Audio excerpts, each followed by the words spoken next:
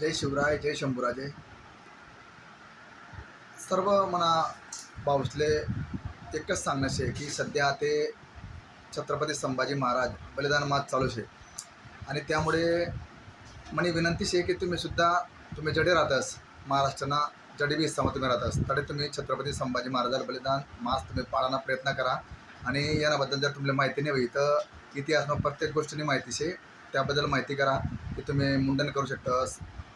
ज्या गोष्टी तुम्ही अशा ती मांस मछली दारू यांना तुम्ही त्याग करू शकतास, चप्पलना त्याग करू शकतास, वाईट गोष्टींना तुम्ही त्याग करू शकतास. कारण पूर्ण जीवनमा छत्रपती संभाजी महाराजना जे आपण इतिहास वाचता असताना त्यातले 40 दिवसपर्यंत यातना दिवसांनी औरंगजेबने त्यातले हाल करेसाठी मार होतं. त्यामुळे प्रत्येक व्यक्तीला म्हणा एकच नम्र विनंती शे भाऊसानी की तुम्ही सुद्धा तुमच्या जीवनमा त्यासना एक तरी गुण उतारी लिया. कारण जर तुम्ही इतिहासले बचाडशाल तर तुम्हाला इतिहास तुम्हाला रक्षण करी. धर्म रक्षती रक्षता. त्यामुळे तुम्ही रक्षण करा. धर्म तुम्हाला रक्षण करी. आणि एक मेसेज म्हणा थोडं तुमच्याकडे की तुम्ही सुद्धा या गोष्टीचं पालन करा. कारण पावसाने आज दुनियामा काय वेळा नाही येतं तुमच्या असल्या माहितीशे.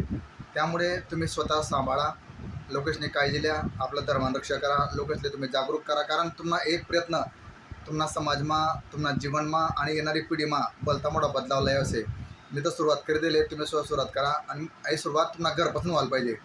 कारण तुम्हाला घरपासून जर तुम्ही सुरुवात करशात ना तर याना परिणाम तुम्हाला येणाऱ्या टाईमवर भेटतील.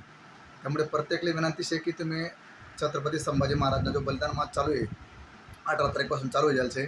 आणि प्रयत्न करा की तुम्ही एक गोष्टीनं जर त्याग करा तर ते तुमच्या जीवना बोलता मोठा परिवर्तन लय असे बदलाव लय असे. त्यामुळे प्रत्येकले पडातले म्हणा एकच सांगणं शे की तुम्ही सुद्धा याने सुरुवात करा. जय शिवराय, जय शंभूराजे.